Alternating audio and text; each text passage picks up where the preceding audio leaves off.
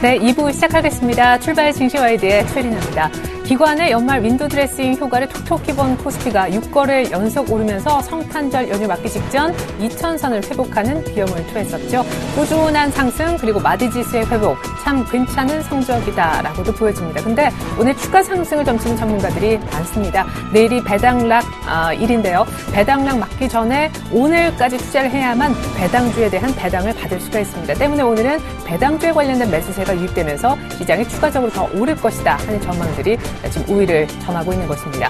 분위기가 좋은 것이 미국 쪽도 마찬가지였기 때문에 그렇습니다. 뉴욕 증시가 성탄절 휴장 바로 직전 또 한 번 신고가를 냈습니다. 주택 관련 지표도 좋았고 제조업 지표라고 볼 수 있는 내부재 주문 역시 호조세를 보였기 때문입니다. 일본 증시가 6년 만에 니케이가 16,000을 돌파했다고 하는데 이제 2013년과 아듀를 고하려고 하는 시점 여전히 코스피 연간 수익률은 조금 아쉬운 감이 있습니다. 일본이 50% 넘게 올 들어 올랐고 미국도 20, 30%대 높은 수익률을 기록한 반면 우리는 2,000을 회복하면서 겨우겨우 플러스권으로 올려놓았을 뿐이기 때문입니다.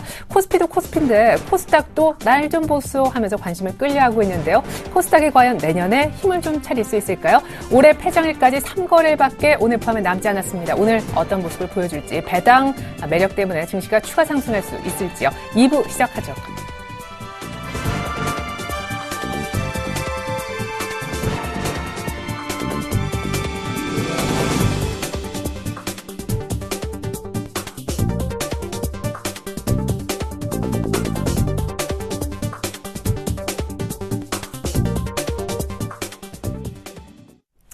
리뷰 앤 프리뷰 시간입니다. 성탄절 연휴를 맞기 직전 우리 증시 2,000을 회복했는데 전문가들 뭐라고 평가를 내렸을지요. 한 줄로 요약을 부탁드려봤고 오늘장 어떤 모습을 보일지도 같이 한번 알아보겠습니다. 리뷰 앤 프리뷰 시간입니다.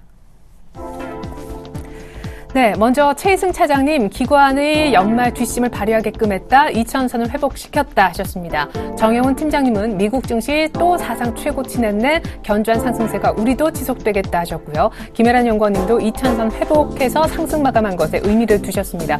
김영겸 팀장님은 개선되는 수급 상황이라고 꼬집어 주셨는데요. 외국인들이 장중 매도로 돌아서면서 약간 주춤하긴 했지만 프로그램 쪽 그리고 기관 쪽 수급이 좋은 것을 아마 말씀하시려 했던 것 같습니다. 안상현 대리님은 경기 지표가 계속 호조세를 보이는 가운데 우리 코스피 시장은 기관이 이끌고 있다라고 의견 남기셨습니다. 자, 더욱더 중요한 오늘장 흐름입니다. 프리뷰 보시겠는데요. 최승 차장님은 N1 그리고 N달러, 원달러 다 환율을 좀 살펴야 되는 것뿐만 아니라 배당주에 관련된 특히 기관의 순매수 규모가 상당히 중요해졌다 하셨습니다. 기관 얘기가 또 등장하고 있네요. 정영훈 팀장님은 배당락 앞두고 상승세가 지속될 것이다. 배당 얘기도 있고요. 김혜란 연구원님은 장기적 관점에서는 경기 민감주 비중을 늘리는 것이 맞다 하셨습니다. 김현겸 팀장님도 또 배당에 관한 키워드 남겨주셨는데 배당 마지막일 양호한 전개가 예상된다. 그리고 안상현 대리님은 연말 랠리는 계속될 거다. 시장을 관망해도 좋겠다 하셨습니다. 오늘 특별히 동부증권 마포지점으로 가보겠습니다. 김현겸 주식팀장님 안녕하세요. 예, 안녕하세요. 네, 성탄절 잘 보내셨나요? 예, 그렇습니다. 예. 자, 일단 수급이 좀 좋아지고 있다라고 얘기하셨는데 오늘 의견에는 없지만 한 며칠 전 정도에 중소형 주제 슬슬 관심 가져도 된다라는 의견도 주셨던 걸로 기억합니다. 그리고 오늘 배당 관련한 의견도 주셨는데요. 리뷰부터 차례로 들어보겠습니다. 예, 전일장 같은 경우 지금 이제 수급이 계속해서 기관 수급이 굉장히 강해지고 있는 상황으로 판단이 됩니다. 물론 이틀 전 전 거래일 날 이제 외국인들이 현물에서 한 500억 이상 매도가 나왔지만 그것보다 더 강한 그런 선물 순매수가 들어왔죠. 이런 걸 통해서 외국인의 선물로 지금 시장을 매수로 대응을 하고 있고 거기에 따른 프로그램 매수를 통한 기관들이 또 매수가 들어오고 있는 그런 상황인데요. 이런 것들이 배당 기준인 오늘까지는 이어질 것이라고 판단이 되고요. 오늘 시장 같은 경우 오늘 아까 말씀드린 대로 배당 마지막일 배당을 받기 위해서는 오늘까지 이 주식을 사야 이제 배당을 받는 기준이고요. 내일은 이제 배당 낙일이라고 이제 시작이 되고요. 오늘 같은 경우는 테슬라 모터스가 그 미 교통안전국에서 최근에 이제 문제가 일어났던 그런 사고로서 불이 났죠. 그에 따라서 최근에 우리나라도 관련된 테마주들이 한풀 이제 꺾였던 그런 모습이었는데 테슬라 모터스가 그거에 대해서 교통안전국에서 안전도 평가를 별 5개 만점을 받으면서 테슬라 모터스가 5% 이상 상승을 보였기 때문에 우리나라 관련된 2차전지 주식들, 특히 코스피 중소형주가 저는 이제 바닥이 나왔고 내년 초부터는 상승 흐름을 보인다고 생각이 되는데, 거기에 있어서 2차전지 관련 주들이 과연 오늘 어떻게 움직이는지, 물론 삼성 SDI와 LG화학 대형주부터 해가지고 중소형주 관련된 종목들 좀 관심 있게 보시면 좋을 것 같고요. 또한 내년 장은 가치주의 장이 되지 않을까 개인적으로 생각을 하는데요. 여기에 있어서 은행 관련된 은행주, 그다음에 전기가스, 한국가스공사, 그다음 한국전력, 그다음에 대우인터내셔널, 이런 천연가스와 그다음에 내수 관련 은행 관련 주식들을 좀 중요하게 보실 필요가 있을 것 같고요. 최근 흐름도 이쪽 종목들이 굉장히 양호하게 전개가 되고 있기 때문에 계속 이쪽에 대해서 관심을 늘리실 필요가 있을 것 같습니다. 수출 관련주 같은 경우는 아직까지 이제 N저의 영향에서 계속 이제 영향을 받을 수밖에 없는 상황이죠. 지금 104엔을 돌파를 하고 다시 이제 110엔까지 이 가파른 상승이 예상이 되는데요. 거기에 따라서 수출주 같은 경우는 4분기 실적이 나온 이후부터 좀 시장에서 좀 재평가가 되지 않을까 생각이 됩니다. 이런 시장에 대한 우려는 아무래도 실적으로 불식을 시켜야 되는데요. 그런 실적은 이제 1월 초부터 삼성전자를 필두로 이제 4분기 이 실적이 나오겠죠. 이런 실적이 나온 이후로 생각을 하시고요. 그 전까지는 내수 관련주에 좀 더 집중하는 전략이 맞는 것 같습니다. 예, 그러면은 코스닥도 어느 정도 바닥을 친 것 같다라고 하셨었는데, 언제나 그랬듯이 1월 효과 기대하시는 거군요. 예, 오늘까지는 아무래도 배당을 받는, 그러니까 주주 명부에 등재가 되는 상황이기 때문에 코스닥에서는 오늘까지는 조금 이제 수급적으로 좀 주춤할 수는 있습니다. 왜냐하면 그 주주 명부에 올라가지 않으려는 그런 개인 세력들이 많이 있기 때문에 그런 걸 고려한다면 내일부터가 좀 진검승부가 나올 것으로 보이고요. 일단은 중요한 점은 1월달 초반에는 코스닥이 이 시장을 조금 주도를 하지 않은, 코스닥이나 코스피 중소형주가 좀 더 괜찮을 것이라고 생각이 되고, 코스피에서는 내수주 쪽으로 좀 더 포커스를 맞추시는 게 맞을 것 같고요. 1월 중순 이후 실적이 나온 4분기 실적이 나온 이후에는 수출주 같은 경우는 그 이후에 실적 확인 이후에 대응하시는 것이 좀 더 이런 최근 시황에 맞지 않을까 생각을 하고 있습니다. 4분기 실적이 본격 가시화되기 전에는 은행이라든가 유틸리티 관련된 내수주에 집중하는 전략, 그리고 무엇보다 테슬라 주가가 뉴욕 증시에서 급등했기 때문에 오늘 2차 전지, 전기차 관련 테마가 또 형성되는지 한번 지켜보자 하셨습니다. 김현겸 주식팀장님 감사합니다. 네, 감사합니다.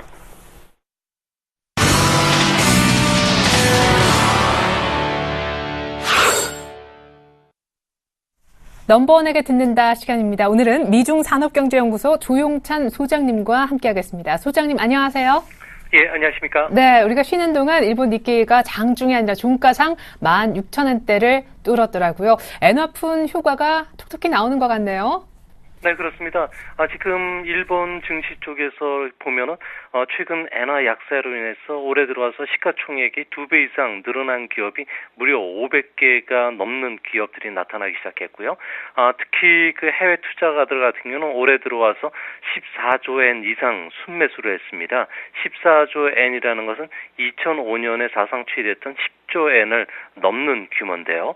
이뿐만 아니라 개인들을 중심으로 해서는 내년도 소액 투자 비과세 제도가 도입되기 때문에 언제든지 주식 매수에 나설 수 있는 상황이고요. 또 머니 리저브 펀드라고 해서 증시 주변에 있는 그 주식을 살 수 있는 그 펀드들 같은 경우에도 현재 순자산이 10조 엔을 넘는다 그럽니다. 이 때문에 1월 초에도 현재 그 상승세가 계속 이어질 것으로 보여지고요. 오늘 같은 경우에는 뉴욕 외환시장에서 엔화가 1달러에 104엔대까지 하락했기 때문에 자동차나 정밀기계, 전기와 같은 수출주를 중심으로 해서 좀 매수세가 유입될 것으로 보여집니다. 이런 측면에서 보면은 해외 투자가들이 일본에 집중이 돼 있는 만큼 우리 시장에 대한 매력은 조금 좀 반감되는 그런 효과가 나타나는 부정적인 영향도 있다는 점을 염두에 두실 필요가 있지 않나 생각이 됩니다. 글로벌 펀드에서 롱숏 전략을 취한다면 우리는 조금 팔고 일본 증시를 살 경향이 있다라는 얘기신데, 이런 가운데 일본 증시 오늘과 내일 주요 지표가 나오게 됩니다. 여기에는 상당히 중요한 물가, 소비자 물가 지표도 포함된 걸로 아는데 얼마 전에 일본의 원래 보고서 보니까 4년 만에 디플레이션이라는 문구가 삭제됐더라고요. 오늘 만약 물가가 어느 정도 괜찮게 나와주고 한다면은 앞으로 디플레이션에서 일본 증시가 탈출할 수 있을 것인지 어떻게 보십니까? 네, 중요한 것은 바로 디플레이션의 탈출이 중요한데요.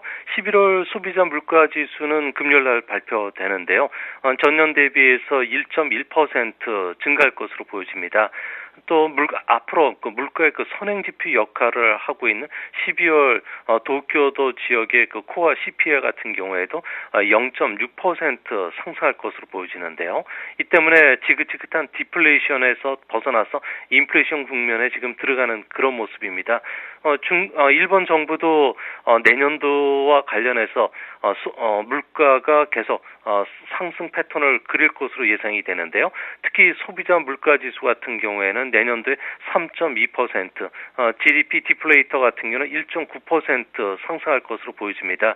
이 때문에 아무래도 소비세 증세에 대한 영향이 일본 경제에 긍정적인 역할을 끼치기 때문에 아무래도 우리 입장에서는 일본 경기 회복과 엔 하락에 따른 우리 수출 경쟁 약화를 완화시키기 위해서는 우리나라 제조업체들도 적극적으로 해외 시장을 개척한다든지 신제품 개발에 적극 나서지 못하면은 내년에도 좀 어려운 한 해가 되지 않을까 보여집니다. 말씀하신 대로 소비 쪽은 좋아지는 것 같은데 무역 수지 쪽은 여전히 제자리 걸음이라는 분석이 있습니다. 10월 일본의 경상 수지 예상보다 많은 폭의 적자를 기록했는데 만약에 만성적자 체제로 간다면은 일본 부채적인 측면에서 국채시장 폭락하지 않을까 우려스럽습니다. 어떻게 보시나요? 네, 일본은 아무래도 공업 제품을 수출해서 나라를 지탱해 왔는데요. 이제 엔화 약세로 인해서 수입 가격이 늘어나고 생각처럼 수출이 늘어나지는 못하면서 무역 적자가 지금 확대되고 있습니다. 특히 우려스러운 점은 고령화 진전으로 인해서 저축률이 지금 하락이 심각한 상황인데요. 이 때문에 만성적인 경상수지 적자로 진행이 됐을 경우에는 아무래도 금리 상승이라든지 환율 하락으로 인해서 국채 가격이 폭락할 가능성도 있습니다. 특히 일본 같은 경우에는 내년에도 계속 그 국채 발행이 좀 늘어나면서 1,000조원이 넘는 만성적인 그 채무 상황에 몰리고 있는데요. 현재 10년물 국채 금리가 0.6%의 저금리를 형성하고 있지만 아무래도 앞으로 계속적인 물가 상승이라든지 그리고 채무가 계속 늘어난다면은 기관들의 포트폴리오 재조정 움직임으로 인해서 내년도에는 국채 시장이 폭락할 가능성이 어느 때보다 높기 때문에 아무래도 이런 점은 일본 투자하실 때 좀 관심을 가지실 필요가 있지 않나 보여집니다. 자, 이제는 중국 얘기를 좀 해보고 싶습니다. 상해종합지수 참 많은 부분에서 우려를 키웠었는데 어쨌거나 3거래 연속 오르면서 상해종합도 한 2100선 정도까지는 회복시켜 놓았더라고요. 네, 그렇습니다. 아무래도 공개시장 조작을 통해서 중국인민은행이 자금을 지원한 게 단기 금리를 떨어뜨렸던 주요 원인이 되고 있고요. 이것뿐만 아니라 베이징이라든지 상하이의 주요 도시의 차세대 고속통신 네트워크 정비 모델이 시행이 되고요. 또 한전의 정책 완화로 인해서 통신이나 교육, 유아용품 쪽이 새로운 재료가 되는 것으로 보여집니다. 아무래도 앞으로 단기 금리가 얼마만큼 더 떨어지느냐 여부에 따라서 주가가 상승할 것으로 보여지는데요. 하지만 생각보다 단기 금리는 그렇게 많이 떨어지지는 않을 것으로 보여집니다. 이같이 보는 근거는 아무래도 중소은행들을 중심으로 해서 지금 자금 확보에 지금 비상이 걸린 상태고요. 특히 연말부터 내년 춘절까지는 기업들이 계절적으로 자금난에 좀 봉착하는 시기입니다. 이뿐만 아니라 내년 1월부터 900여 개 기업의 신규 주식 공개가 시작이 되는데요. 연기금을 비롯해서 개인들이 청약 자금들을 단기 금융 시장에서 빌려가기 때문에 이런 그 금리 상승 구조가 계속이 되는 한 주가에는 좀 부정적인 영향을 끼치지 않을까 보여집니다. 네, 단기 금리 안정으로 주식시장은 조금 괜찮아졌는데 부작용도 같이 좀 고려를 해볼 필요가 있겠다라는 말씀 들어봤습니다. 자, 그리고 중국 국무부에서요 상당히 중요한 발표를 했더라고요. 우리가 쉬는 동안 올해 중국의 경제 성장률이 당초 예측치보다 약간 더 높은 7.6%에 달할 것으로 보인다라는 발표였었는데요. 세계 경제 예측기관의 보고서를 또 보니까 내년에도 미국과 중국 이른바 G2가 세계 경제를 이끌 두 축이 될 것이다라고 얘기를 했더라고요. 역시 그렇게 생각하시는지 일단 중국의 성장률 부분부터 해석 부탁드리겠습니다. 네, 올해 그 중국의 성장은 한 7.6% 정도 기록할 것으로 보여지고요. 내년에는 7.4% 정도 예상이 되는데요. 아무래도 2011년부터 성장률이 서서히 이제 하락하는 그런 국면입니다. 중국의 그 인건비는 계속 오르고 있고요. 환경 비용과 같은 전통적인 성장 패턴에도 조종을 받고 있기 때문인데요. 이 때문에 그 세계 경제를 이끌어왔던 미국과 중국의 성장 공헌이 이제 조금씩 위축되는 거 아니냐는 이야기가 나오는데요. 중국이 만약 중진국 함정에 빠져서 6%대 성장으로 둔화되면 세계 GDP 성장은 20bp 정도 떨어지는데요. 20bp를 상충하려면 유럽 경제가 내년에 1.2% 예상이 되는데 1.8%까지 높여야 됩니다. 이런 만큼 내년도 그 세계 경제는 중국의 후유증 없는 개혁이라든지 경기 연착륙에 달려 있다고 보여집니다. 아니 그러면 정리를 좀 해보죠. 2100선까지는 어느 정도 올라와 있는 중국은 단기금리가 여기서 추가로 더 빠르게 안정되긴 좀 어렵겠다 하셨고 지금 너무나 잘 나가는 6년의 최고치 찍고 있는 일본 주식시장 같은 경우에는 글쎄 그때 이제 엔저는 여기서 추가적으로 더 진행은 가파르게는 안 되겠지만 오늘 말씀하신 내용을 토대로 해보면 디플레는 탈출할 수 있는 가능성도 내비치셨습니다. 중국과 일본 증시 어떻게 될 거라고 보시는 겁니까 결국? 네, 아무래도 중국 증시에서 가장 큰 축은, 내년 1월부터 시작되는 신규 주식 공개인데요. 900여 개 기업들의 공개가 시작이 되고요. 여기에 유상증자라든지, 각종 정부의 증자안과 관련된 신규 자금들이 수요가 돼야 되기 때문에, 중국 증시는 빠른 회복 상당히 힘들고요. 현재 주가 수준에서 좀 등락이 예상이 됩니다. 반면에 일본 같은 경우는 구조적으로 디플레이션 탈출에 한층 더 앞서 나가기 시작하고 있고요. 또한 양적 완화, 여기에 엔 약세에 따른 효과로 인해서 외국인들의 자금 집행이 내년 초에 집중된다는 점에서는 상대적으로 일본 증시가 좋을 것으로 보여집니다. 우리나라 증시는 일본보다는 중국 쪽에 영향을 많이 받기 때문에 내년 초 중국을 바라보는 우리나라 증시를 봤을 경우에 내년 초에도 그렇게 큰 폭이나 아니면 빠른 회복세는 좀 힘들지 않을까 예상이 됩니다. 네, 더 잘 나갈 것으로 예상되는 일본과는 아쉽게도 여러 가지 면에서 경합도가 높기 때문에 일본보다는 중국을 추정하는 우리로서는 조금 불리할 수 있겠다. 중국이 내년 1월 IPO 물량 부담을 느낄 것이기 때문이다라고 하셨습니다. 지금까지요 미중 산업경제연구소 조용찬 소장님과 함께 일본과 중국장 얘기 깊이 있게 다뤄봤습니다. 소장님 잘 들었습니다. 네, 감사합니다.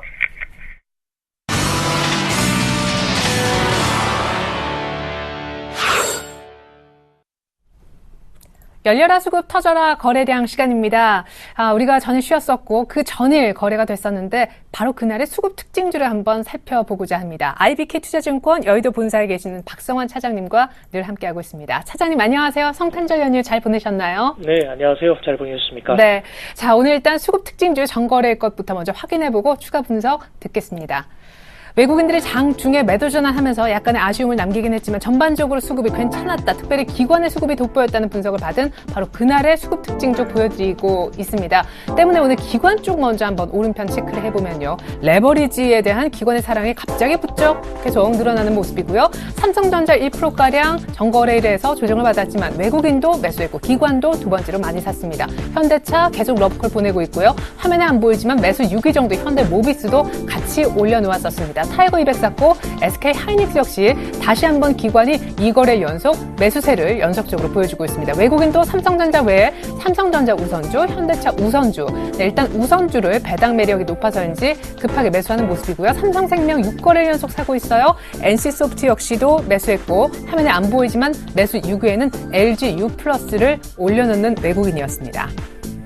자, 이어서 전 거래일 코스닥 순매수 종목 보여드리겠는데요. 자, 그날은 홈쇼핑주가 아주 날았던 날이죠. 기관이 가장 많이 샀던 종목 CJ 오쇼핑이었고 외국인도 CJ 오쇼핑을 같이 매수했습니다. 기관이 CJ 오쇼핑만 산 건 아니었군요. GS 홈쇼핑 장중에 30만 원 터치할 뻔했었고 6% 이상 급등하기도 했었는데요. 무섭습니다. 기관이 홈쇼핑주를 쓸어 담았었던 날이고요. SM도 겹치네요. 외국인이 세 번째로 많이 매수, 기관도 네 번째로 많은 순매수를 보였던 종목입니다.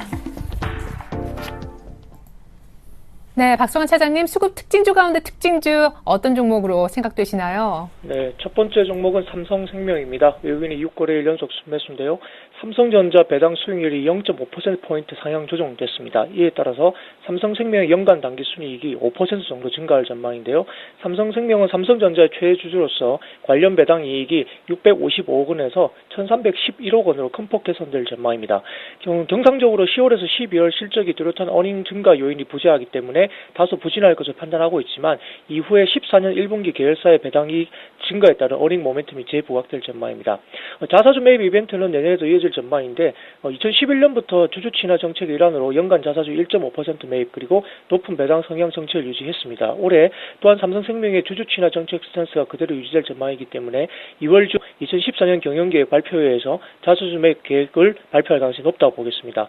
내년 초 자사주 1.5% 매입을 가정한다면 주주 환원율이 무려 75%에 달할 전망이기 때문에 삼성생명의 주주 친화 정책이 재부각될 것을 판단하고 있고요. 또한 이제 연초에 미국 테이퍼링 가시화로서 생보사에 대한 센티먼트가 개선될 것으로 보이는데 연초에 어떤 그런 테이퍼링이 실제로 가시화된다면 시장금리 반등에 따라 역마진 구조 개선에 관심을 가져야 할 국면을 판단하고 있고요. 연준의 정책 스탠스 변화에 따라서 시장금리가 단기간 박스권에 머무를 개연성도 있긴 하지만 궁극적으로는 우상향할 가능성이 높기 때문에 생보주 투자 센티먼트에 긍정적으로 작용할 것을 판단하고 있습니다. 또한 최근 최저점 밴드 구간 진입으로 편안한 주가도 긍정적입니다. 10만원 초반 눌림목 매수 목표가 단기 11만원 제시하겠습니다. 두 번째 종목은 LG유플러스인데요. 지난주 이후 기관의 대규모 매수세를 나타냈습니다. 과매도 국면으로 매수 기회를 보고 있는데 10월 중반 이후 주가가 20% 이상 하락을 했는데요. 주파수 경매 이후에 설비 투자 증가와 가입자 증가세 둔화 그리고 12월 말 정부의 과열 보조금 제재 등을 고려해 부담이 있을 것을 우려했습니다. 하지만 최근 주가는 상기 우려를 상당 부분 반영한 것은 물론 기업 가치 대비 지나치게 하락했는데요. 현재는 과매도 국면으로 매수 기회로 삼을 것을 권하고 있습니다. 역사적 최저 밸류에이션인데요. 2014년 PER이 9.5배로 낮습니다. 역사적 최저 수준이고요. 더욱이 14년, 15년 평균 EPS 증가율이 33.9%에 달하는 이익 성장성을 감안할 때 주가는 더욱 저평가됐다 보겠습니다. 또한 이제 이동통신 경쟁 우위가 유지되면서 가입자 부분의 양적 그리고 인당 평균 매출의 질적 성장이 지속되고 있고요. 1월에서 10월에 이동통신 가입자가 61만 명 늘면서 순중 시장 점유율이 82.8%에 달했습니다. 번호이동 시장에서 3분기 16만 4천 명에 이어서 4분기에도 12월 5일까지 6만 6천 명 유입됐고요. 11월 LTE 가입자가 690만 명으로 9월 655만 명 대비 5.3% 증가하면서 인당 평균 매출도 증가할 전망입니다. 그리고 설비 투자에 대한 우려가 지나치다고 보고 있는데 현재 LGU 플러스 가입자당 데이터 이용량이 월 2.7GB로 타사보다 0.4GB 많습니다. 가입자 대비 보유 주파수가 많기 때문에 데이터 제공 경쟁에서 우위에 설 수 있을 것으로 보입니다. 만원 초반 눌림목 매수와 목표가 12,000원 제시하겠습니다. 마지막 종목은 파라다이스입니다. 외국인이 3일 연속 순매수인데요. 4분기 실적 개선세에 주목을 해야 될 것 같습니다. 4분기 매출액이 전년 동기 대비 36% 정도 성장한 1,630억 원 그리고 영업이익은 흑자 전환으로 280억 정도 나타낼 것으로 보입니다. 워커힐 매장 매출이 20% 증가하고 있고 제주가 25% 성장하면서 전체적인 외형 성장을 견인할 것으로 보이고 있고요. 인천 카지노 인수 효과로 외형 성장률이 15%포인트 제고될 것으로 분석되고 있습니다. 드랍액은 전년 대비 53% 그리고 홀드율은 10% 그리고 중국의 VIP 드랍액이 전년비 24% 증가할 것으로 추정되고 있고요. 높은 중국인 인바운드 관광객 증가 그리고 7월 베팅 제한 상향 조정 효과가 외형 성장률을 제고시킨 것으로 판단되고 있습니다. 영업 면적 확대에 따른 높은 영업 레버리지 효과도 보이고 있는데요. 제주는 내년도 상반기에 현재 대비 30% 테이블 증가 예상되고 있고 인천 매장 역시 하반기 확장이 예정되어 있습니다. 높은 중국인 수요 때문인데요. 중장기적으로 파라다이스 홀딩스 계열 카지노에 대한 인수 그리고 2017년 영종도 복합 카지노 단지 조성으로 사업 규모의 레벨업이 가능할 전망입니다. 또한 진짜 실적 추정치 상향 조정이 되고 있는데요. 아마 4분기 기대치 상회한 실적 모멘텀 그리고 내년에 개별 소비세에 불구하고 높은 영업이익률과 이익 개선 가능성 그리고 내년도 제주 매장 확장 그리고 추가 사업장 인수에 대한 영업 면적 확대 효과로 높은 실적 및 주가 모멘텀을 이어날 것으로 전망되고 있습니다. 26,000원 언더 눌림목 매수와 목표가 28,000원 제시하겠습니다. 네, 실적 개선 기대감이 있는 파라다이스 설명까지 들어봤습니다. 일단 가격 부담이 없는 삼성생명과 LG유플러스도 매수 구간임을 분명히 해주셨죠. 지금까지 IBK 투자증권 박성환 차장님과 함께 수급 특징주 매수 포인트 전략까지 들어봤습니다. 감사합니다. 감사합니다.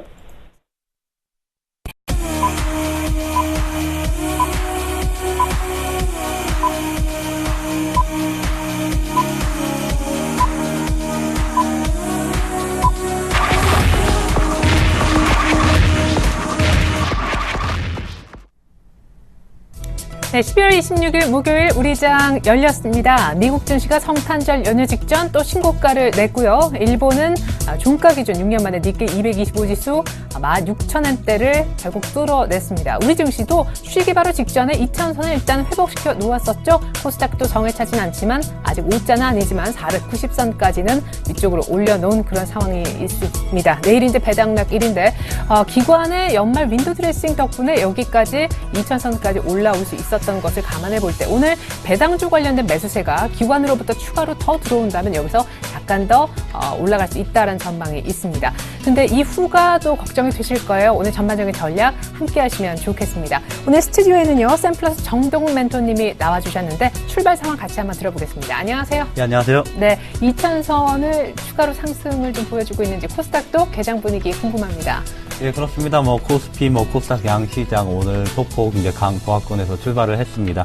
코스피 시장 0.13% 상승 출발을 했고, 코스닥도 0.37% 상승하면서 출발을 했습니다.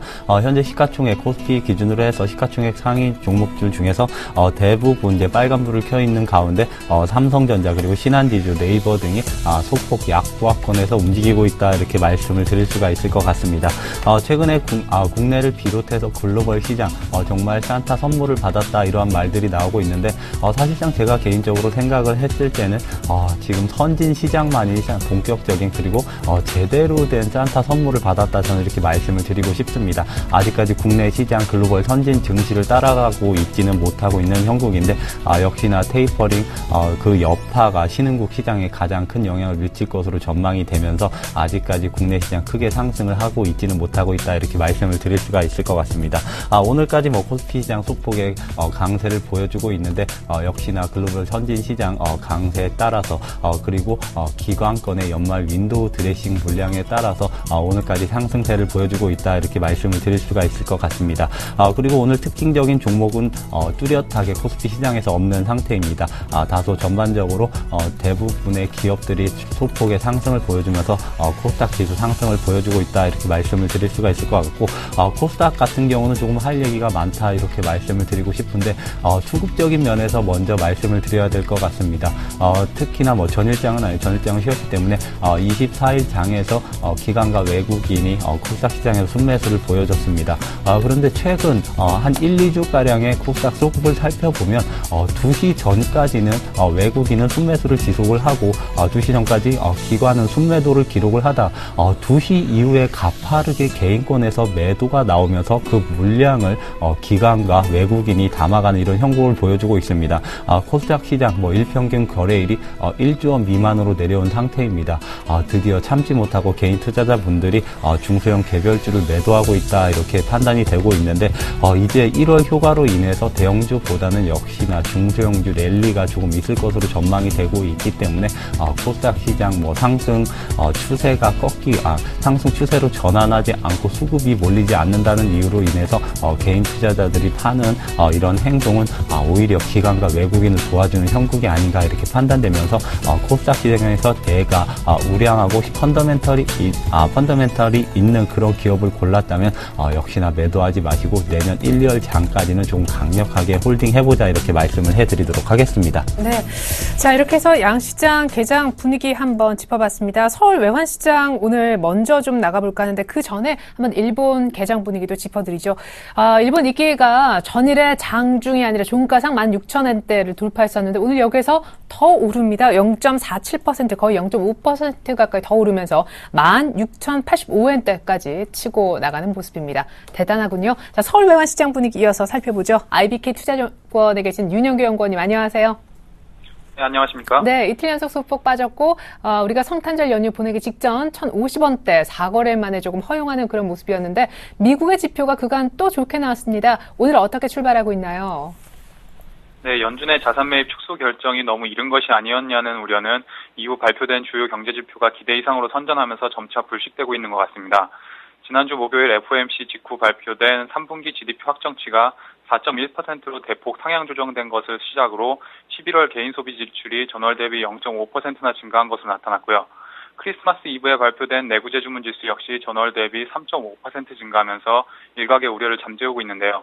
달러화는 당초 예상만큼의 강세를 띠지는 않고 있습니다. 79포인트대였던 달러화 지수는 FOMC 이후 80포인트대로 소폭 상승했습니다만 유로화가 달러화와 동반 강세를 보이면서 이후 뚜렷한 방향성을 보이지 못하고 있습니다. 다만 엔화는 약세로 가면서 104엔대에서 거래가 이루어지고 있습니다. 원달러 환율 역시 달러화 흐름이 지지부진한 가운데 연말을 맞아 거래량도 줄어들면서 1060원대에서 좁은 흐름을 이어가고 있습니다. 24일 원달러 환율은 전거래일 대비 1.4원 하락하며 사흘 만에 다시 1060원 선을 내준 1059.3원의 거래를 마쳤는데요. 상당 기간 원화가 국내 경기 등 대내 요건으로 하락 압력을 받아온 부담도 있어 추가 상승에 대한 기대가 크지 않은 상황에서 연말을 맞아 수출업체 내고 물량이 지속적으로 출회되면서 원달러 환율은 1060원대에 안착하지 못하고 있는 모습입니다. 간밤 여기 NDF 시장에서 원달러 환율은 전일 서울 외환시장 현물환 종가 대비 0.7원 상승한 1062.25원의 거래를 마쳤는데요. 엔저에 대한 부담이 국내 증시 외국인 매수세를 다소 주춤하게 만들 것으로 예상되고 1050원대에서는 저점 결제 수요도 꾸준히 유입되고 있어 오늘 원달러 환율은 1060원대 재진입 시도에 나설 것으로 예상됩니다. 따라서 서울 외환시장에서 원달러 환율은 오늘도 1060원 선을 중심으로 등락을 거듭할 것으로 전망됩니다. 연말 내고장이긴 한데 크게 또 아래로도 빠질 수 없는 그런 형국인 것 같습니다. 1060원대 중심의 수급 공방이 지속될 거다 전망까지 들어봤습니다. 윤영교 연구원님 감사합니다. 네, 감사합니다.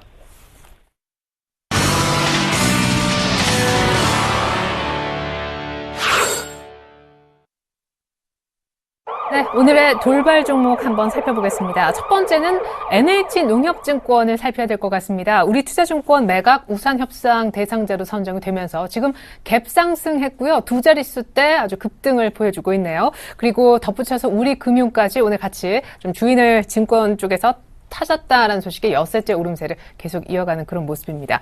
자, 그리고 코렌텍, 인공관절 만드는 이 회사가 3D 프린터 업체에 인수한다는 소식이 오늘 들어와 있습니다. 그 회사 이름은 인스텍이라는 회사인데요. 역시 M&A 얘기가 돌면서 코렌텍도 급등세로 출발했습니다.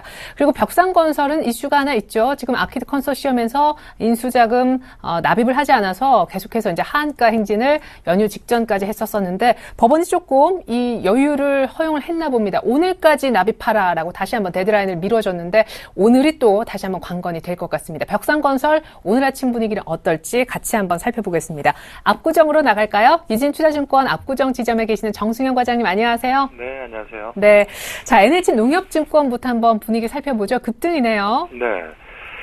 아무래도 예상이 NH농협증권이 우리투자증권 우선협상 대상자로 될 가능성이 상당히 높다라고 생각이 됐었는데 예상 그대로 시장 예상 그대로 협상 대상자가 됐습니다. 그런 분위기 때문에 일단 시장에 지금 관심이 상당히 높아져 있고요. 그렇기 때문에 지금 현재 10% 가량의 급등세를 보이고 있습니다. 사실 M&A 증권사의 M&A 상당히 매물이 많이 나와 있는 상황이고 그 중에서 가장 굵직한 우리투자증권의 그 매각 협상 대상자 NHN 투자증권이 결정이 됐다라는 기대감들. 사실 어떻게 보면 그 우리투자증권이 훨씬 더 등치가 큰 회사인데 NHN 농협증권이 인수를 하게 됨으로써 앞으로의 지각 변동, 단숨에 업계 1위로 이제 등극을 하게 되죠. 그렇기 때문에 그런 기대감들, 아무래도 지금까지는 리테일 쪽이나 여러 가지 부분에 있어서 NHN의 어떤 그 시장의 증권사로서의 입지, 좀 약한 면모가 상당히 강했었는데 그런 부분들이 우리투자증권을 인수를 함으로써 업계 지각 변동을 크게 이끌 것이다라는 기대감들이 급등세를 이끌 이유가 될 것 같은데 하지만 아무래도 전반적으로 업계의 불황 그리고 증권사가 M&A 이슈로 인해서 정상화되는 과정이 좀 시간이 걸릴 가능성이 높다라고 판단이 되기 때문에 아무래도 M&A 이슈로 인해서 단기적인 급등세 이렇게 생각이 될 수 있는 부분이고 단지 M&A가 된다는 이유만으로 아마 꾸준히 이렇게 상승세를 이어가기는 상당히 힘들 것이다. 저는 그렇게 생각이 들고 있고요. 그렇기 때문에 일단 지금 현재로서 지금의 급등세 따라가는 모습은 그렇게 저는 바람직해 보이지 않는다라는 생각이 들고요. 그렇기 때문에 일단 향후 추이 결정 이후에 주가 행보라든지 그리고 업계의 전반적인 평가들 이런 부분들 다 감안하시면서 시장에 참여 좀 주가 매수에 참여하시는 게 바람직하지 않을까 판단이 되고 있고요. 그리고 다음으로는 코렌텍이라는 회사가 인스텍이라는 회사를 인수가 3D 프린트 회사 인스텍을 인수 추진을 하면서 오늘 장중에 10% 그리고 지금 현재는 거의 7% 가까이 상승세를 보여주고 있는데 일단 여러 가지 최근에 3D 프린터 관심이 상당히 높다가 또 주가의 거품이다 논란이 일면서 대부분 주가가 또 상승폭을 대부분 반납하는 모습을 보였는데 일단 현재까지의 그 모멘텀 없던 그런 사업 비즈니스에서 3D 프린트 회사를 인수를 함으로써 일단 향 먹거리를 찾아나간다라는 관점에서는 회사를 주목해야 될 이유는 분명히 있다라고 보여지지만 이 역시도 아까 NHN 농협 그 증권과 마찬가지로 M&A 이슈, 단기적인 좀 돌발성 이슈로 그칠 가능성이 높기 때문에 일단 지금 현재 단기적인 수급의 쏠림으로 인해서 며칠째 한 4일, 5일째 급등세를 보여주고 있는데 일단 이 종목 역시도 향후 추이를 충분히 관찰할 필요가 있다라고 보여지고 일단 최근에 흐름은 계속적으로 4, 5일 정도 계속적으로 상승 흐름 바닥권에서 좀 매수세가 들어오면서 올라오고 있는 그림이기 때문에 그닥 나쁜 흐름은 아니다라고 판단이 되고 하지만 수급적인 부분에서 기관과 외국인의 매수세가 동반되지 않는 그런 상승 흐름이기 때문에 충분히 4, 5일간의 상승폭을 또 반납하는 그런 또 매물들이 나올 수 있기 때문에 지금 현재 구간 바닥 대비 지금 거의 20% 가까이 상승한 흐름이기 때문에 지금부터는 조금 리스크 관리가 필요한 시점이 아닐까라고 보여지고 있습니다. 그리고 마지막으로 반대 이슈로 인해서 오늘 급락 출발했던 벽상건설 M&A 이슈가 있었습니다만 돈이 납입되지 않는다라는 부분 아무래도 벽상건설 최근에 M&A 이슈로 인해서 며칠 동안 상한가 흐름을 보였다가 또 M&A 이슈로 또 같은 이슈로 인해서 또 상승폭을 다 반납을 했죠. 5,000원에서 시작했던 주가 흐름이 2만원까지 갔다가 지금 다시 5,000원대로 급락하는 모습을 보여주고 있는데 전형적으로 이슈는 되고 있지만 절대 투자해서는 안 되는 종목, 관례 종목 중에 하나이면서 이거 제대로 들어가지 못하면 지금 반토막 이상 아마 올렸던 분들 대부분 많으실 거라고 생각이 되는데 일단 이렇게 방송에서 얘기를 하는 부분들이 투자를 하라 이런 권유의 입장이 아니고요. 이렇게 진행 과정 자체에서 내용들이 조금만 시장의 그 예상보다 틀어지게 되면 급락이 나올 수밖에 없다. 급등이 나온 종목은 급락이 나올 수밖에 없는 당연한 그런 주가의 기결 현상이라고 보시면 될 것 같고요. 그렇기 때문에 투자의 입장에서 말씀을 드리는 게 아니고 상당히 주의를 요하시라. 그리고 이런 종목들은 접근 자체를 하시지 않는 게 가장 현명한 투자 판단이다. 라는 의미로 다시 한번 말씀을 드리겠습니다. 네. 자, 이렇게 해서 저희가 벽산건설까지 한번 돌발 종목을 알아봤습니다. 앞서서 코렌텍, 그리고 인스텍 인수, M&A 얘기도 저희가 들어봤었고요. NH농협증권, 우리투자증권 매각 우선협상 대상자로 선정돼 급등했다. M&A 얘기가 오늘 이뿐만이 아닙니다. 동부하이텍이 상한가에 들어가서 웬일인가 살펴봤는데 현대자동차그룹 쪽으로 피인수 가능성이 부각됐나 봐요. 이 얘기 잠시 후에 다시 한번 들어보겠고요. 웅진홀딩스는 회장 일가 쪽에서 유증 300억대 한다라는 소식 때문에 상한가로 직행했다가 지금 상승폭은 약간 빠지고 있습니다. 내추럴 엔도텍은 100% 무증 발표를 했었죠. 오늘 미국 진출 기대감까지 겹치면서 역시 만만치 않은 상승 보여주고 있고요. JB 어뮤즈먼트 아마 예전에 진짜 외국인인지는 모르겠지만 연일 상한가를 한번 행진했었던 그런 종목이었었는데 오늘 셋톱박스 사업을 그 홈캐스트 쪽으로 이전한다는 얘기가 나왔습니다. 근데 홈캐스트도 내추럴 엔도텍도 모두 다 같이 조정을 보이고 있습니다. 오늘 뭔가 특징주가 많다 하는 생각이 드는데요. M&A 얘기가 또 한 건 있으니까 동부하이텍 얘기 먼저 들어보죠. 네, 그렇습니다. 동부하이텍, 현대차, 인수 기대감에 지금 상한가를 기록을 하고 있는 네. 상태입니다. 사실상 지금 전일 그리고 24일부터 현대차가 본격적으로 뭐 M&A를 할 것이다, 어디가 될 것이냐 이러한 기사들이 나왔던 것이 사실인데 그 기대감, 특히나 오늘 동부하이텍 조회 공시에 들어가면서 기대감에 의해 상승을 보여주고 있습니다. 동부하이텍 같은 경우는 반도체 파운드리 업체로 해서 제조업체다 이렇게 말씀을 드릴 수가 있을 것 같은데 어느 정도 가능성은 있는 시나리오다 저는 이렇게 말씀을 드리고 싶습니다. 예. 그 이유 중에 하나가 사실상 현대차 그룹에서 지금 차량용 반도체 사업을 굉장히 키우려고 하고 있습니다. 그 이유 중에 하나가 역시나 뭐 미국, 독일 이런 독과점된 반도체 장비 시장에서 수입을 해와서 사용을 하고 있는데 굉장히 높은 가격에 수입을 하고 있습니다. 그에 따라서 현대차 그룹주에서 사실상 수년 전부터 이런 차량용 반도체 사업을 키울 것이다 이러한 말들이 굉장히 많이 나왔었는데 그에 따라서 뭐 현대 오트론 등에서 차량용 반도체 사업에 굉장히 활발하게 진출하려는 그런 모습을 보여주기도 했습니다.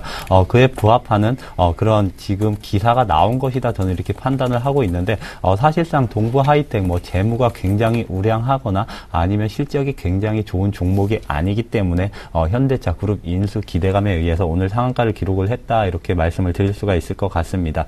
만약에 이 조회 공시 답변이 인수가 확정되었다 뭐 이런 식으로 나온다면 추가적인 상승이 가능할 것으로 저는 전망이 되고 있습니다. 그 이유 중에 하나가 동부하이텍 같은 경우는 지금 재무상으로 굉장히 좀 악화되어 있는 상태에 있는데 현대차의 인수가 된다면 재무가 안정화되면서 실적 또한 향상될 것으로 전망이 되고 있습니다. 그렇기 때문에 현재 주가가 바닥권에서 상승하는 것은 당연한 일이다 이렇게 말씀을 드릴 수가 있을 것 같은데 역시나 조회 공시 답변 어떻게 나오는지에 따라서 매수를 하느냐 아니면 팔아야 되느냐 이거에 좀 갈림길에 있는 것으로 판단이 되고 있는데 개인적으로 봤을 때 인수가 된다 이렇게 조회 공시 답변이 나온다면 그때 가서 추격 매수를 하더라도 큰 손해보다는 큰 수익률을 볼 수 있는 기회가 되지 않을까 이렇게 판단되면서 오늘 뭐 이미 상한가를 기록을 했기 때문에 매수를 못하지만 역시나 뭐 오늘 오후장이나 아니면 내일 조회 공시 답변에 의해서 인수 확정이 나온다면 상한가가 아닌 상태에서는 추격 매수도 가능하다 이렇게 말씀을 드리고 싶습니다. 예, 그 다음 말씀드릴 종목은 웅진홀딩스입니다. 웅진홀딩스 참 다행이다 저는 이렇게 말씀을 드리고 싶은 게 사실상 웅진홀딩스도 뭐 실적이 굉장히 좋거나 아니면은 지금 관리 종목에 있는 상태입니다. 지금 부채 비율이 1000%에 육박하는 그런 기업이다 이렇게 말씀을 드릴 수가 있는데 제가 왜 다행이냐 이렇게 말씀을 드린 이유는 일반 배정 유상증자를 하지 않았다는 점에서 조금은 다행이지 않느냐 저는 이렇게 말씀을 드리고 싶습니다. 사실상 뭐 모럴 해저드에 지금 노출된 그런 기업들 같은 경우는 증자를 할 때 일반 주주 배정 증자를 하는 것이 일반적인데 웅진홀딩스는 그에 반해서 조금은 도덕적인 기업이 아닌가 뭐 3자 배정 유상증자를 실시하기 때문에 조금은 도덕성이 있다 이렇게 말씀을 드릴 수가 있을 것 같습니다. 그렇지만 아직까지 뭐 이런 유상증자 3자 배정 유상증자에 의해서 기업이 가파르게 좋아지는 것보다는 역시나 기업의 뭐 현금이 조금씩 쌓이면서 재무가 조금 안정되는 이런 효과가 있을 것이다 이렇게 판단되면서 상한가를 가기에는 좀 무리한 재료다 저는 이렇게 판단이 되고 있습니다. 그렇다고 해서 오히려 하락할 재료는 아니기 때문에 현재 뭐 상한가를 기록을 했다가 지금 6%대까지 조금 밀린 그런 형국을 보이고 있는데 지금에서 뭐 추격 매수를 해보자 이렇게 말씀을 못 드리겠지만 만약에 오늘 마이너스권까지 온다면 단기 트레이딩 관점으로 웅진홀딩스 매수가 조금은 가능하지 않겠느냐 이렇게 말씀을 드리도록 하겠습니다. 네, 잠깐 요거 좀 봐주세요. 웅진홀딩스가 이제 태양광 쪽의 사업을 완전히 정리하나라는 그런 분석도 같이 좀 나오면서 태양광주도 오늘 좀 오르는 것 같거든요. 예, 그렇습니다. 사실상 웅진홀딩스 지금 태양광 사업을 저는 접을 것이다 저는 이렇게 판단을 하고 있습니다. 지금 회사 재무 상황이 굉장히 안 좋은 상태에서 태양광 좋아지고 있다고는 하지만 아직까지 치킨 게임 구조조정이 진행이 되고 있는 상태입니다. 그렇기 때문에 내년에 가더라도 큰 수익을 낼 수 없는 것이 사실상 태양광 사업입니다.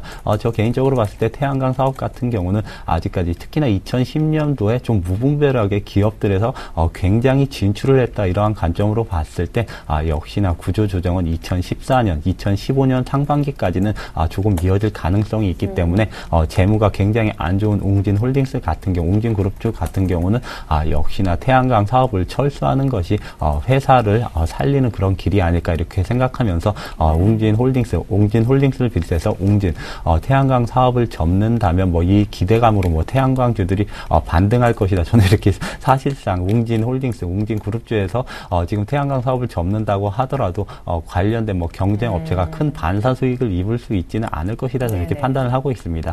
태양광 사업 같은 경우는 역시나 유럽과 그리고 중국 경기 회복에 의한 그리고 정부 보조금 이런 지원 체계에 의한 실적이 좀 좌우되는 편이 크기 때문에 역시나 중국과 유럽의 경기 회복도에 따라서 그리고 폴리실리콘 가격의 상승에 따라서 투자하는 관점으로 보는 게 맞지 않나 이렇게 설명을 해드리도록 하겠습니다. 네. 예. 이제 내추럴 엔도텍과 JB 어뮤즈먼트 보죠. 예, 그렇습니다. 현재 내추럴 엔도텍 지금 뭐 소폭 무상증자 100% 무상증자를 발표를 했는데 음봉을 맞으면서 지금 3%대의 상승을 보이고 있습니다. 내추럴 엔도텍 사실상 지금 상장한 지 이제 한두 달여 된 신규 상장 종목이다 이렇게 말씀을 드릴 수가 있는데 사실상 저도 내추럴 엔도텍이 무엇을 하는 회사인지 사실은 잘 몰랐었습니다. 그런데 지금 시장에서 좀 얘기가 나오고 그리고 제가 이제 TV를 봤을 때 TV 광고에서 뭐 백소라는 그런 제품을 홈쇼핑 시장에서 좀 판매하는 여성 호르몬제. 예, 그렇습니다. 네네네. 그걸 판매하는 것을 좀 보기도 했었는데 그게 내추럴 엔도텍의 제품이었다 이렇게 말씀을 드릴 수가 있을 것 같습니다. 그런데 내추럴 엔도텍 지금 실적이 굉장히 조금 잘 나오고 있는 상태이다 이렇게 판단되면서 현재 시가총액, 현재 주가는 현재 실적 대비 그렇게 과도하지 않은 주가를 형성하고 있다 이렇게 말씀을 드릴 수가 있을 것 같습니다. 현재 그리고 내추럴 엔도텍이 최근에 뭐 IPO를 통해서 신규 상장한 종목들의 주가 흐름이 굉장히 안 좋은데 반해 양호한 흐름을 보이고 있다 이렇게 말씀을 드릴 수가 있을 것 같은데 역시나 미국 진출 기대감에 의한 것이 아닌가 저는 이렇게 판단을 하고 있습니다. 그렇지만 이런 미국 진출에 대한 기대감은 어느 정도 주가에 반영하면서 주가 하락을 막았다 이렇게 말씀을 드릴 수가 있을 거기 때문에 이제 미국 진출 기대감에 의한 매수는 조금 자제하면서 정말 미국 진출을 했을 때 어느 정도 성과가 기대된다 이러한 예상들이 나왔을 때 신규 접근을 해야지 지금 상황에서는 아직까지 뭐 의무 확약된 그런 물량들이 남아있는 상태이기 때문에 섣불리 접근을 해서는 안 된다. 그렇기 때문에 미국 시장 진출 어느 정도 성과가 기대되는가에 따라서 그때 판단을 해보고 사도 늦지 않다 이렇게 정리해드리면서 섣부르게 매수하지는 말자 이렇게 말씀을 드리고 싶습니다. 예, 그 다음 마지막 종목은 이제 JB 어뮤즈먼트인데 아무래도 오늘까지 조금 하락을 하고 있는 상태입니다. 오늘 뭐 자기 사업분을 홈캐스트로 뭐 이전한다 이러한 말들이 나오면서 지금 3%대 하락을 보이고 있는데 사실상 JB 어뮤즈먼트 얼마 전에 급등 7,000원 초반까지 좀 급등하는 그런 시세를 보여줬다 저는 이렇게 말씀을 드리고 싶은데 오늘 나온 재료에 의해서 역시나 그때 물리신 물량 그러니까 개인 투자자나 기관 이런 물량들이 아직까지 전부 소화는 되지 않았다 이러한 관점으로 봤을 때 JB 어뮤즈먼트 단기 반등은 뭐 가능한 그런 주가 차트 자리다 이렇게 판단을 하시는 분들도 있지만 개인적으로 봤을 때 한 달에서 두 달 정도는 조금 더 횡보를 해야지 안정적으로 매수를 해야 된다 이렇게 말씀을 드리면서 이 종목 역시 섣부르게 접근을 하지 말아보자 이렇게 정리를 해드리도록 하겠습니다. 네, 코스피가 2007선까지 올라서고 있는데요. 추가적으로 특징들 더 분석을 들어보겠습니다. 조금 전에 이제 우투 매각 우선 협상 대상자 선정 때문에 증권주가 전반적으로 분위기가 좋음을 알려드렸는데요. 동양증권, 매물로 남아있는 동양증권을 롯데그룹에서 사갈 수 있다. 인수 검토설 나오면서 동양증권까지 오늘 급등세로 시작을 하고 있습니다. 그리고 KTNG도 내년 실적 기대감 때문에 오늘까지 흐름 3일 연속 좋고요. SM이 강세를 보이면서 45,000원대까지 찍었는데 엑소의 으르렁 덕분이라고 해요. 어떤 소식이 있는지 뒷얘기도 확인해 보겠습니다. 그리고 소리바다 자회사가 영화 변호인 공동 제작에 참여했다라고 해서 변호인 관객 수와 소리바다 주가 좀 같이 가는 흐름 보였는데 300만 돌파했음에도 불구하고 소리바다는 오늘 좀 주가가 부진합니다. 테슬라 주가가 뉴욕에서 급등세를 보였기 때문에 오늘 전기차 테마 형성되는지 여부도 마지막으로 알아보겠습니다. 동양증권 다시 한번 여쭤보기 위해서 압구정으로 나가보겠습니다. 정승현 과장님. 네. 일단 설이고요. 그리고 사실 뭐 업계 동향상 말씀을 드리면 롯데가 동양증권을 인수한다. 뭐 가능성이 없는 얘기는 아니지만 아마 단기적으로는 그냥 설에 그칠 가능성이 상당히 높고요. 아마 뭐 조회 공시 들어가면 뭐 정해진 바 없다라고 밝힐 가능성이 뭐 99.9%인 것 같습니다. 단지 뭐 이유를 말씀을 드리자면 일단 동양증권은 현재 소송 중입니다. 여러 가지 CP 뭐 이런 판매 때문에 소송 중에 있는 회사를 인수하는 인수 대상자가 굳이 재가격을 주고 M&A 물건으로 나온 그 물건을 살 이유가 없겠죠. 인수를 해봐야 소송의 뒤치다거리를 해야 되는 상황이기 때문에 일단 이 소송 이슈가 어떻게 진행되느냐 그리고 끝이 나는 시점에 싼 가격에 충분히 인수를 해도 늦지 않다라고 저는 보여주고 있기 때문에 일단 업계 M&A 동향 그리고 뭐 여러 가지 지금 최근에 너무나 많이 증권사들이 M&A 매물로 나와 있기 때문에 제값을 주고 살 회사들은 거의 없다 저는 판단을 하고 있고요.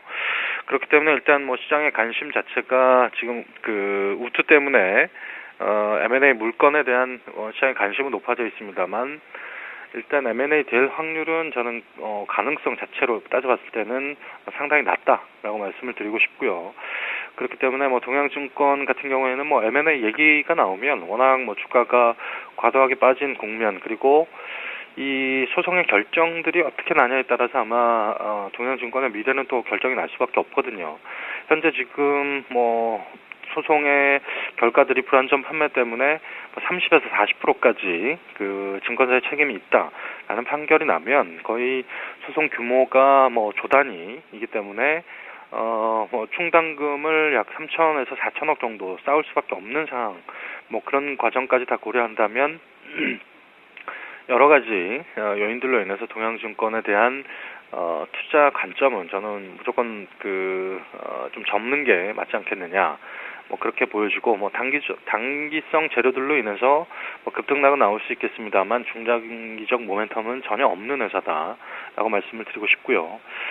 그리고 다음으로는 KTNG 같은 경우에는 뭐 내년에 실적 성장세 분명히 이어질 것이다라는 이유는 충분히 주가 상승의 이유가 될 수 있겠습니다만 최근에 뭐 시기적으로 상승했던 이유는 결국에는 배당이라고 보시면 되겠죠. 최근에 기관이 사고 외국인이 파는 물량인데 뭐 여러 가지 대차 잔고로 뭐 아니면 공매도 물량으로 빌려줬던 물량을 배당을 받기 위해서 환매수가 들어가는 그리고 공매도했던 그리고 대차를 했던 세력들이 배당까지 맞게 되면 배당 돈을 다 주식을 빌렸던 세력한테 갚아줘야 되는 상황이기 때문에 아마 그런 이슈로 인해서 오늘까지 배당의 물량, 대차와 공매도를 했던 물량들을 갚는 관점에서 아마 최근에 3, 4일 동안 올라왔던 배경을 충분히 설명할 수 있을 것 같고요. 오늘 분위기도 뭐 배당주 성격이 있는 종목들은 대부분 상승하는 이유들, 뭐 같은 이유로 설명할 수 있겠습니다. 그리고 SM 오늘 상승하고 있습니다. 뭐 아침에 뉴스도 저도 봤는데 엑소의 뭐 으르렁인가요? 저는 뭐 자세히 노래를 들어보지 못했는데 뭐 K-팝에서 뭐 1위를 했다. 미국 빌보드 뭐 K-팝 선곡에서 1위에 등극을 하면서 그리고 앞으로 뭐 연내 100만 장을 충분히 넘길 것이다.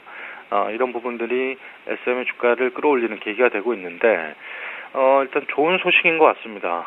그리고 SM이 최근에 주가의 상승 모멘텀을 찾아가면서 고점을 계속 경신하고 있는데 그런 이유들이 아마 이 엑소 그룹에 상당히 뭐 좋은 한류 열풍을 일으켰던 그 배경이 아니었던가 판단이 되는데 일단 지금 현재 중소형주 흐름이 좋지 않은 환경에서도 불구하고 SM은 상당히 좋은 흐름을 보이는데 일단 흐름을 탔고 그리고 좋은 소식들이 계속 들려오고 있는 상황이기 때문에 저도 주가 관점에서는 지금 흐름을 탔다. 그리고 상승세는 좀 더 이어질 가능성이 높다라고 보고 있습니다. 그리고 연말에 대부분 뭐 수상이라든지 뭐 시상식이라든지 뭐 이런 부분들이 SM 그룹 내 SM 회사 내 그룹이 받게 된다라고 한다면 또 추가적인 또 모멘텀을 확보할 수 있기 때문에 일단 뭐 여러 가지 좋은 소식, 호재들이 계속적으로 나오고 있는 SM 충분히 긍정적으로 보셔도 될 것 같고요. 그리고 수급적인 측면에서도 최근에 기관과 외국인 양매수가 계속적으로 들어오고 있습니다.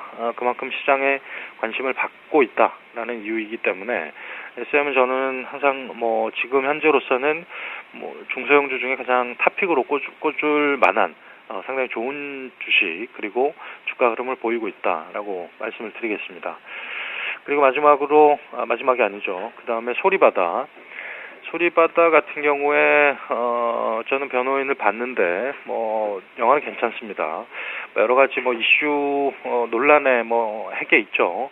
뭐 특정 다 아시겠지만 노무현 대통령님의 뭐 일대기 불임 사건을 배경으로 해서 한 영화이기 때문에 아무래도 정치적인 이슈 때문에 여러 가지 논란의 여지가 됐습니다만 하지만 뭐 관객 자체는 300만이 넘었고요. 계속적으로 연말 흥행 돌풍 계속 이어질 것으로 보는데 일단 주가가 빠지는 이유는 우리가 객관적인 상황에서 분석을 해봐야겠죠. 투자 비용이 그렇게 많이 들어가지 않았습니다. 그리고 이 회사 변호인의 제작비 자체가 그렇게 많지 않은 그런 영화이기 때문에 일부 제작비를 투자를 했다 그러더라도 성과를 아무리 크게 거두더라도 가져가는 배당 자체는 그렇게 크지 않을 것이다 라고 보는데 최근에 주가가 한 3일 동안 거의 한 25% 30% 가까이 오른 상황이기 때문에 그렇다고 보면 시가총액이 거의 200억 넘게 오른 상황인데 투자 비용에 비해서는 좀 과도하게 주가가 올랐다라고 보시면 되겠습니다. 그런 부분 때문에 차익 실현 물량이 나오고 있다라고 보시면 되겠고 만약 변호인이 900만, 1000만 이렇게 흥행 돌풍을 일으킨다라고 했을 때는 아마 그때는 또 주가의 리밸런싱이 충분히 이루어질 수 있겠지만 지금 현재로서는 아마 어느 정도 한 300만에서 500만 정도는 예상했던 그런 영화이기 때문에 지금 현재 흥행 가지고는 주가 오른 측면은 좀 과도하다라고 보시면 되겠고 일단 앞으로의 흥행이 어떤 식으로 이어가느냐에 따라서 주가의 향방은 갈릴 수 있겠지만 현재로서는 차익 실현이 맞다. 그리고 가지고 계신 보유자분들께서는 차익 실현 하셔야 되고 지금 매수 관점은 조금 매수 시기를 늦추는 게 맞다라고 말씀을 드리겠고요. 마지막으로 전기차주 최근에 사실 테마주들 별로 성적이 별로 좋지 않습니다. 오늘도 사실 잠깐 아침에 떴다가 조금 밀리는 형국인데 중소형주의 워낙 수급 상황들이 좋지 않아서 최근에 흐름들이 테마주가 또 하루 내내 또 강세를 보이는 날도 그렇게 많지는 않습니다. 오늘도 역시나 좀 시가보다는 좀 낮게 주가가 형성이 돼 가고 있는 모습인데 일단 전기차 관련주들 좀 더 지금 테슬라가 주가가 좋았다는 이유만으로 쫓아가기에는 약간 좀 부담스러운 국면도 있는 것 같고요. 하지만 관심은 계속 가지셔야겠죠. 하지만 테슬라의 주가와 같이 연동해서 움직인다는 거 그리고 테슬라의 악재가 나왔을 때는 또 급락이 나올 수 있다는 부분들도 항상 체크를 하시면서 전기차 관련주들은 그렇게 관심을 가지시는 게 맞다라고 정리해드리겠습니다. 네, 전기차 테마까지 살펴봤습니다.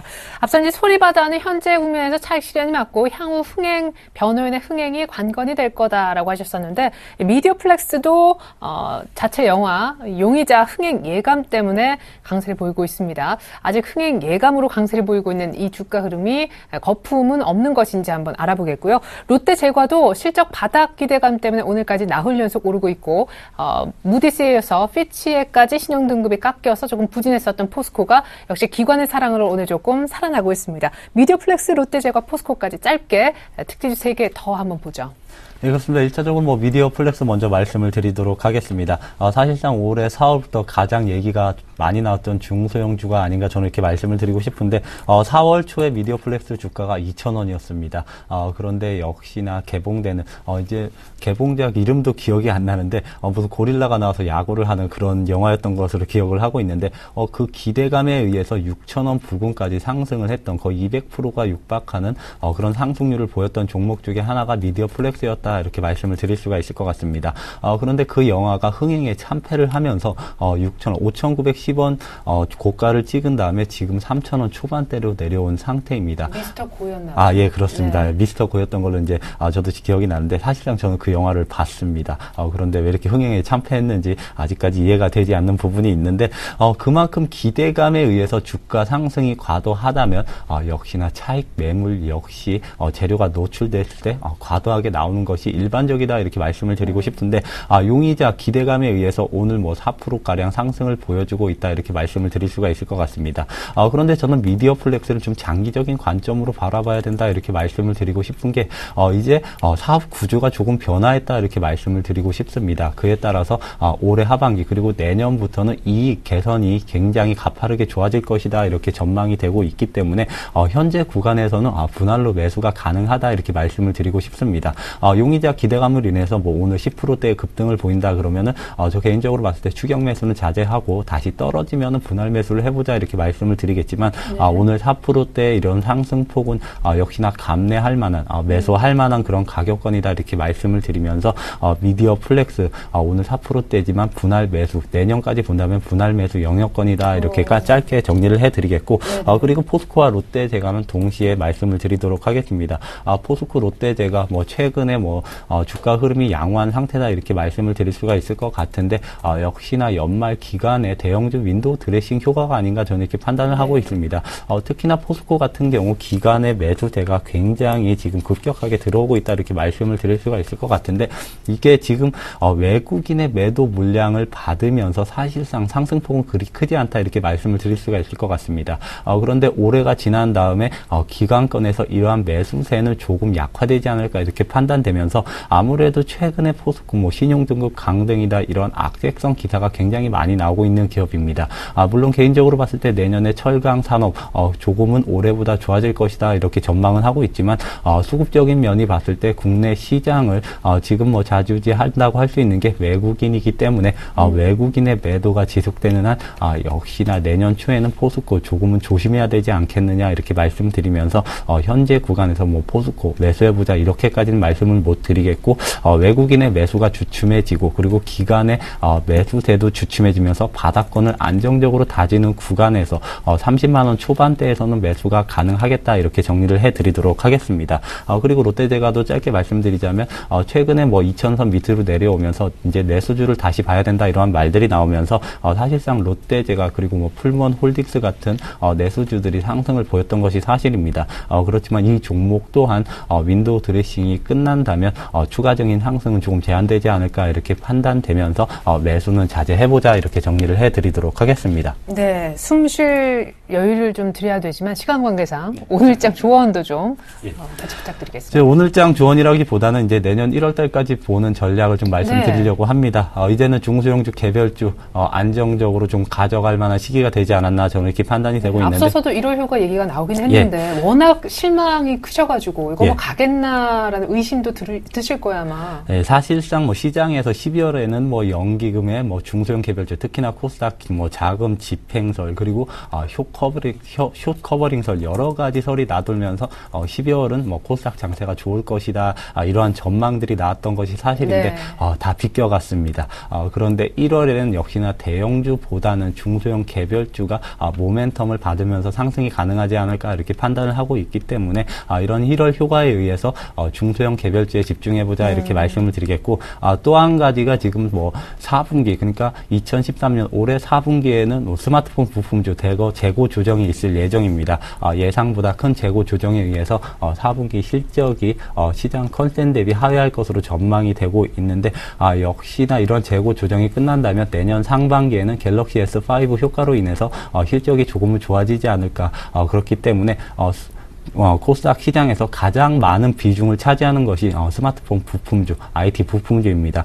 그렇기 때문에 코스닥 전반적인 시장 상황이 호전되면서 이러한 중소형 개별주들도 역시나 동반 상승이 가능할 것으로 전망이 되고 있기 때문에 이젠 중소형 개별주를 관심 있게 지켜봐보자 이렇게 말씀을 해드리도록 하겠습니다. 네, 여전히 외국인들이 현물에서는 매수세를 보이지 않는 가운데 기관이 역시 금융투자 중심으로 한 1,000억 정도 매수세를 보이고 있습니다. 7일째 강세를 띠고 있는 시장. 그러면 이제 1월 뷰까지 저희가 넓은 전망을 좀 들어봤으니까요. 오늘장 필요한 전략 한번 들어보겠습니다. 정승현 과장님 부탁드려요. 네.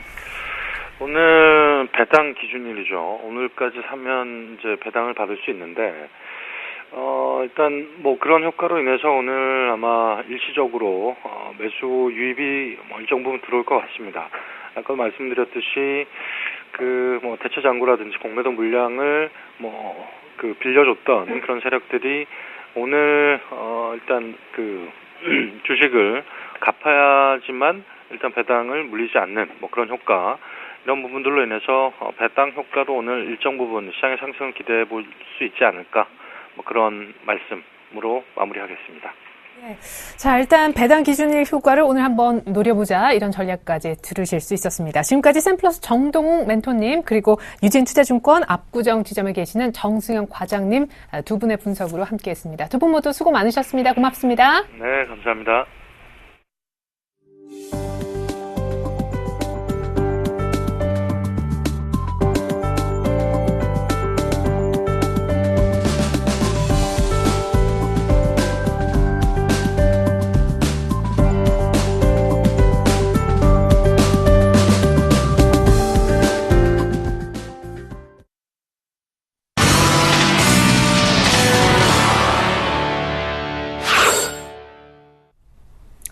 미국발 훈풍, 기관의 윈도우 드레싱 덕분에 현물이 한 7거래일 연속 강세를 띠면서 코스피가 2006선까지 올라온 아침인데요. 선물 시장 분위기 알아보겠습니다. 주쌤 만나러 가죠. 샘플러스 김도영 멘토님과 함께하겠습니다. 안녕하세요. 네, 안녕하십니까. 네, 성탄절 연휴 직전에 외국인들이 선물만 한 2거래일 연속 10,000계약을 넘게 사더니 오늘 아침에도 선물만 1,000계약 이상 매수하고 있네요. 역시 눌림 매수 전략이 필요할까요?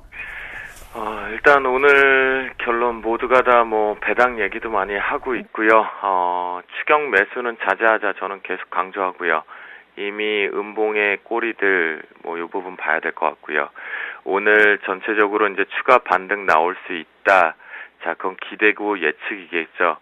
현재 상승 쪽이 좀 유리하게 나오곤 있지만 그 폭이 적죠. 왜 적을까요? 이미 들어올 것들은 다 들어왔다라고 보셔야 되고, 외국인들의 매수세가 지속되고 있는 것은 해외발의 긍정적인 상승 쪽에 대한 화답 부분도 분명히 있겠지만, 이는 시장 자체적으로 오래간만에 말씀드리는데, 시장의 수급이라는 것은 한 우리나라를 놓고 본다라면 피자의 파이 조각과 맞다. 해외 증시 모두 다 엮으면 피자 한 판에 조각을 어떻게 나눠 먹을 것인가, 그 부분밖에 없다라고 말씀 좀 드리는데요. 현재 기준점에서 추가적인 슈팅 자체를 아주 세게 가기도 좀 어렵고 급락 자체도 어렵습니다. 그건 앞에서 다 잡아주신 대로 배당 때문에 영향 맞다라고 보시면 좋겠고요. 개인들만이 나홀로 매도 출발했던 포지션이 매수로 잡았다가 다시 매도로 좀 확대를 시키고 있는 모습, 외국인들 꾸준한 매수세 지속되고 있는 것, 특히나 금융투자와의 싸움이 좀 붙어있는 상태겠고요. 투신 쪽 차익 실현, 매도 압박 좀 나고 있습니다. 그만큼 지금 여러분들이 많이 보고 계시는 지표값들도 위에서 지금 내려오고 있는 지표값들을 기다리고 있는 상태다라고 보시면 좋겠고, 이러면 또 모두가 또 이 생각을 합니다. 그러니 오늘 끝나고 내일 배당 나기니 내일 이렇게 올라온 거 기관 쪽에서 억지로 올려놓은 거 조정 받겠지, 이제 예측을 하고 들어가십니다. 그거 이번 배당락 상당히 위험하다라고 말씀을 좀 드리겠고요. 지금 아마 개인 투자자분들, 특히나 이제 소득 부분 관련돼서 2천만 원이 넘어가시는 분들이 이번 배당을 투자를 못 하실 겁니다. 그것 자체를 안 잡고 그냥 배당금 노리고 매수 잡겠습니다, 매수 잡겠어 하는 것 자체가 말도 안 되는 기관 쪽이 세일지겠죠. 그 관점을 놓고 본다라면 현재 제한적인 가돌이 걸릴 것으로 상당히 높고요. 전일 같은 경우에 그 외국인들이 주도를 하면서 밑쪽으로 당겨주었기 때문에 상승 쪽으로 외국인들의 매수 추이가 상당히 중요합니다. 이 부분은요, 전체적으로 지금 외국인들이 일부 중소형주 쪽으로 자금이 집행되고 들어오는 속도들이 좀 있어서 시장이 여차하면 그냥 강하게 갈 수 있는 부분들도 분명히 만들고 있고요. 눌림 자체를 기다리는 게 위험성이 도래될 수 있을 정도로 초반부에 눌림 조정 때마다 매수를, 그리고 지금은 올라왔다라고 해서 차익 실현해야 될 자리가 분명히 아니다라고 말씀을 좀 드렸습니다. 그렇게 해서 살짝 빠진다고 해서 거기서 위축되고 내가 그때 차익 실현할 걸 할 지금 위치는 아니라고 다시 한번 강조를 해드리겠고요. 전반적으로 상승 쪽을 더 가려면 결국 오후장에 가서 결정을 질 거고요. 오전장의 결정은 좀 없을 것으로 보입니다. 가돌이 박스로 결정이 좀 되어 있다라고 보시면 좋겠기 때문에 여러분들께서는 밑으로 순간적으로 빠지는 폭에서의 꼬리가 달릴 때의 매수의 역발상과 위쪽의 고점으로의 꼬리가 달리는 역발상 매도를 하시면서 가두리를 조금 즐기시거나 또는 요 모습들을 11시까지 좀 지켜보시고 나서 특히나 12시 반이 넘어가부터는 포지션을 좀 잡으러 들어가시는 게 수급을 보면서 대응하시는 것이 가장 좋을 것 같습니다. 하지만 미리 먼저 말씀을 좀 드리면 전체적으로 시장 출발과 함께 지금의 추세를 단기적으로 말씀드리면 상승이다. 그러면 우리는 매수 포지션이 유리하다라고 말씀 좀 드리겠고요. 옵션 시장 쪽은 콜옵션, 풋옵션 텅텅 비어있죠. 프리미엄 부분도 분명히 있고요. 또한 가격 이론이 맞지 않은 것도 분명히 있습니다. 지금 시장의 옵션의 트렌드는 가격 이론입니다.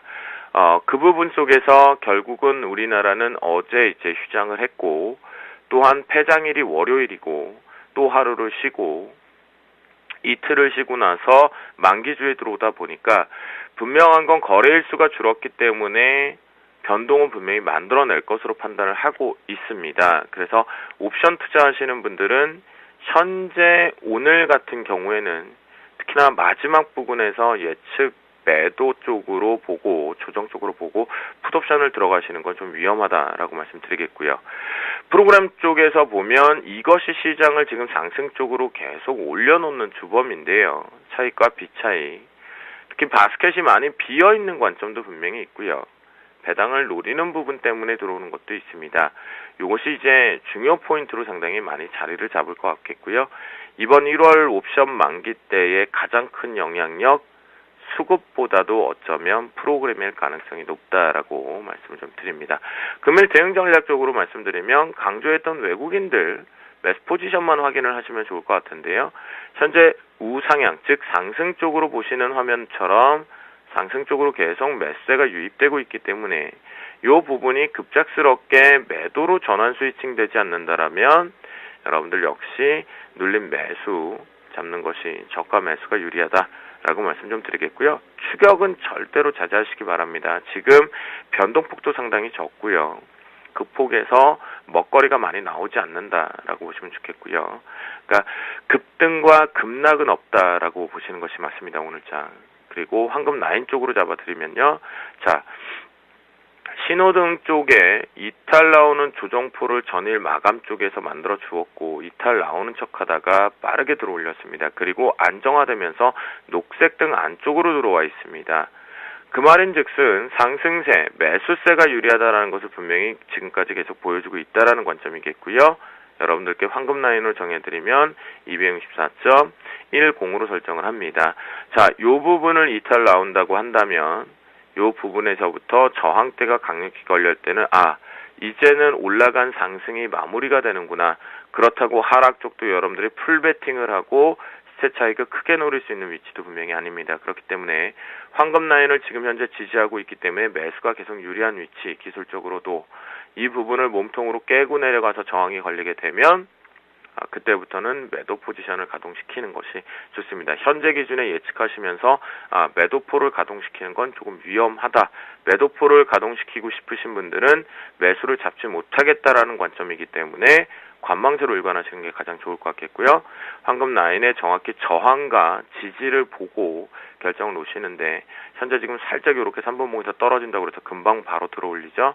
이런 관점처럼 짧게 대응을 일단 하고 계시다가 오후장에 추세가 확정이 되면 그때 들어가셔도 늦지 않다. 지금은 짧게 대응이고 매수가 유리한 위치이다 라고 말씀드리도록 하겠습니다.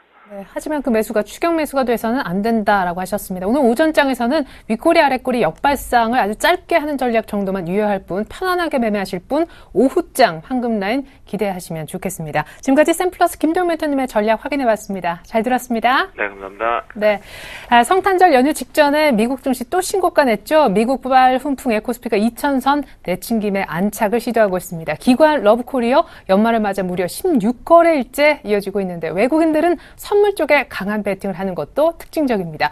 니케이는 16,000원대 돌파한 이후 상승폭을 더 키우고 있네요. 출발 지시와이드 2부 마치겠습니다. 고맙습니다.